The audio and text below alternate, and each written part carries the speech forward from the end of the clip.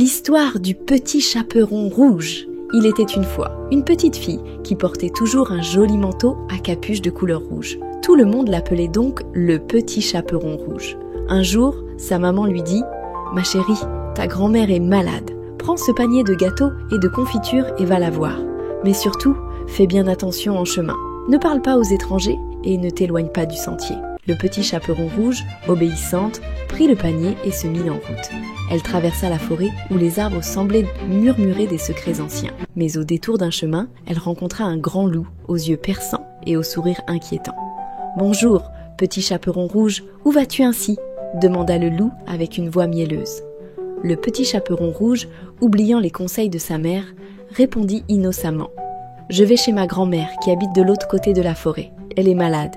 Et je lui apporte des gâteaux et de la confiture. » Le loup, rusé, eut alors une idée malicieuse. Il proposa « Pourquoi ne cueillerais-tu pas quelques fleurs pour ta grand-mère ? Cela lui ferait sûrement plaisir. » Le petit chaperon rouge, enchanté par l'idée, s'éloigna du chemin pour cueillir de jolies fleurs.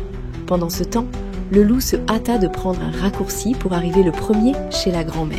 Il frappa à la porte. « Qui est là ?» demanda la grand-mère d'une voix faible. Le loup imita la voix du petit chaperon rouge et réussit à convaincre la grand-mère d'ouvrir la porte. Il entra et enferma la grand-mère dans un placard, enfila son bonnet de nuit et s'installa dans son lit. Peu après, le petit chaperon rouge arriva. Le petit chaperon rouge entra, mais elle trouva que sa grand-mère avait un air étrange. Elle s'approcha du lit et remarqua quelque chose d'anormal. « Oh, grand-mère, que tu as de grands bras !» s'écria-t-elle. « C'est pour mieux te serrer dans mes bras, mon enfant !» répondit le loup. « Oh, grand-mère, que tu as de grandes oreilles ! C'est pour mieux t'entendre, mon enfant. Oh, grand-mère, que tu as de grands yeux ! C'est pour mieux te voir, mon enfant. Oh, grand-mère, que tu as de grandes dents ! C'est pour mieux te manger !» rugit soudainement le loup en bondissant hors du lit. Mais au moment où il allait attraper le petit chaperon rouge, un chasseur qui passait par là entendit les cris de la petite fille.